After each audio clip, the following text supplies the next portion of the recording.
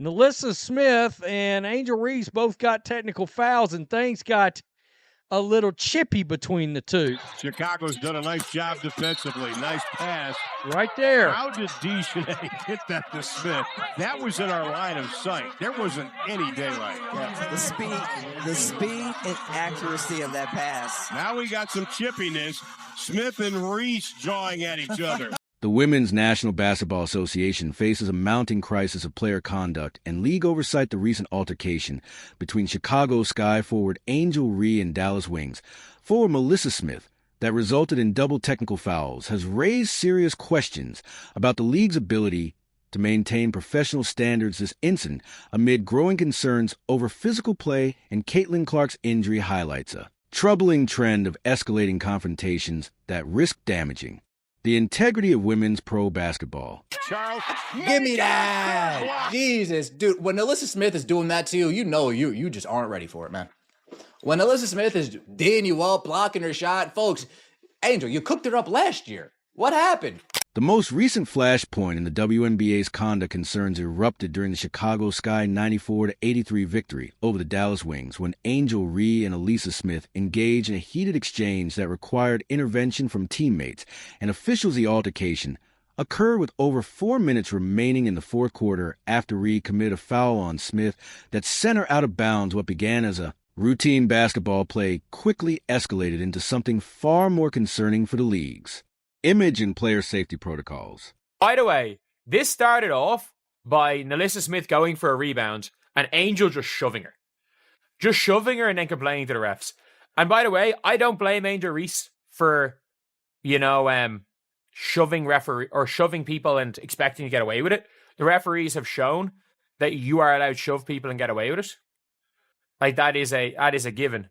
So after the foul was called, Reese complained about the referee's decision, prompting Smith to walk past her counterpart and make a comment that triggered the confrontation. Rather than allowing officials to manage the situation, Reese retaliated by engaging in verbal sparring with Smith, leading to a face-to-face confrontation that required teammates to separate the players. Both players received technical fouls for their roles in exchange, but the incident represents a broader failure of league oversight and player accountability. Now, if I was to take bets in this, Nalyssa Smith versus Angel Reese, I'm putting all of my $2.47. I'm putting all of that on Nalyssa Smith. All right, I'm not sure it would be even close. Like, I'm not sure Angel Reese would actually want that to turn into something where hands are involved. The confrontation was not an isolated incident of competitive passion, but rather part of an established pattern of aggressive behavior between these specific players. According to reports, Reese and Smith have a history of jawing back and forth at each other dating back to the 2024 season, when Reese was a rookie and Smith was still playing for the Indiana Fever. This historical context suggests that the WNBA has failed to address ongoing interpersonal conflicts between players before they escalate into public confrontations that damage the league's reputation. What happened last year? Was it the Indiana Fever on the jersey? That made you go extra hard? Was it that other player on that team that was like, oh, that 22, I really want to show her something? Is that what really made it? Because in these matchups against the Dallas Wings, you really haven't been anything special at all. Maybe Nalyssa Smith was tired of seeing her in a meme all offseason. And Alyssa's like, you know what? That next time I play her, I'm not going to let her cook me and do me like that. If you are enjoying, please subscribe. The manner in which this confrontation unfolded reveals significant concerns about player discipline and emotional control. Smith's frustration was evident when she slammed the ball on the ground after the foul, while Reese's decision to pivot from arguing with referees to engaging directly with Smith demonstrates a concerning lack of professional restraint. The fact that teammates had to physically separate the players indicates that the situation had escalated beyond normal competitive intensity into territory that could have resulted in more serious consequences. The WNBA's response to this incident has been notably restrained, with both players receiving standard technical fouls rather than more serious disciplinary action. This measured response stands in stark contrast to the potentially volatile nature of the confrontation and raises questions about whether the WNBA is adequately addressing patterns of aggressive behavior that could escalate into more serious incidents. The technical fouls assessed represent the league's acknowledgement that both players crossed professional boundaries, but the lack of additional consequences may signal to other players that such behavior carries minimal risk. And if you guys don't remember, like even last season, the two of them were getting into it through the entire season. The two of them were getting into it, and you saw literally when the referees tried to break it up, you saw them just go like, don't. Like the two of them want to get into it. And again, this is a rivalry. The Reese Smith altercation cannot be viewed in isolation, but must be understood as part of a broader pattern of increasingly aggressive behavior that has characterized recent WNBA seasons. The most notable previous incident involved Angel Reese and Caitlin Clark during their season opener, where a hard basketball play escalated into a confrontation that required official review and resulted in multiple fouls. During that incident, Clark committed what officials determined to be a flagrant foul on Reese, leading to technical fouls for both Reese and Indiana Fever forward Aaliyah Boston. The Clark-Reese incident provides important context for understanding the current state of player conduct in the WNBA. While Clark characterized her foul as merely a good-take foul and stated there was nothing malicious about the official's decision to classify it as flagrant, suggests that even routine basketball plays are being scrutinized more heavily due to the overall climate of increased physicality. Clark's professional response to the incident, where she acknowledged a foul while maintaining it should not have been elevated to flagrant status, stands in contrast to the ongoing pattern of confrontational behavior exhibited by other players. The rise in technical fouls and confrontations points to a broader issue beyond isolated player incidents. NBA rules impose suspensions after 7 technical fouls with further penalties for every 2 after that, indicating the league recognizes this as a recurring problem, yet the ongoing frequency suggests current measures may not be enough to curb aggressive behavior. Through your perspective on the flagrant foul, what was the point you were trying to make to her? It's just a good take foul, you know. If either Angel gets wide open 2 points, or we send him to the free throw line. Nothing malicious about it. It's just a good take foul. Every basketball player knows that. The proliferation of on-court confrontations and technical fouls has significant implications for the WNBA's efforts to establish itself as a premier professional sports league. Basketball fans attend games and watch broadcasts to witness elite athletic competition, not to observe players engaging in verbal sparring matches and physical confrontations that detract from the sport itself. Every minute spent addressing player confrontations is time not devoted to showcasing the remarkable skill, athleticism, and competitive excellence that defines women's professional basketball at its highest level. The contrast between players who handle adversity professionally and those who consistently engage in confrontational behavior has become increasingly stark. While some players respond to challenging situations by focusing on their performance and letting their basketball skills speak for themselves, others appear to treat every perceived slight as an opportunity for public confrontation. This disparity in professional conduct creates an uneven playing field where some players benefit from the attention generated by controversy, while others are overshadowed despite superior on-court performance. Angel Reese playing like trash all game, but that confidence doesn't waver, I guess, right? The arrogance doesn't waver, right? We could miss layups, we can miss shots, but that confidence doesn't waver at all. I mean, look at this. Angel Reese, after going 3 for 12 on the night, at this point, she has a historic play where she elbows Dejanay out the way, and here we go. Move it, little girl.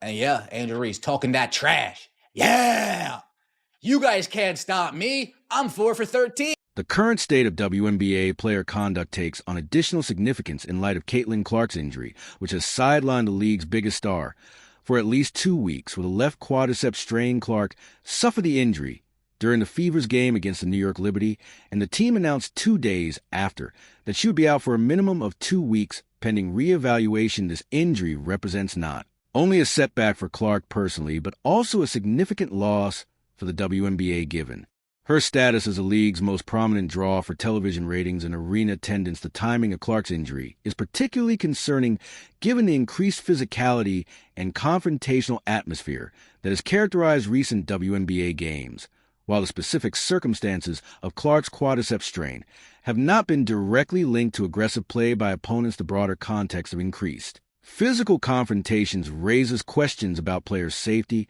and the league's responsibility to protect its most valuable assets. Clark's absence in the lineup has immediate implications for competitive balance of the league and the viewing experience for fans her injury means she will miss at least 4 games, including potentially high-profile matchups that could have generated significant television ratings and fan interest. The fact that Clark's MVP odds shifted from 115 to plus 200 and 50 following her injury announcement demonstrates the significant impact her absence has on both competitive expectations and commercial interests. So the WNBA might as well just name Caitlin Clark the MVP right now, because so far she's missed 2 games due to injury, and not only have the Fever lost both games, but now in this one, they lost to quite possibly the worst team in the league, which just shows how important of a piece she is to that team. She's averaging 19 points, 9 assists, and 6 rebounds a game this year in the 4 games she played.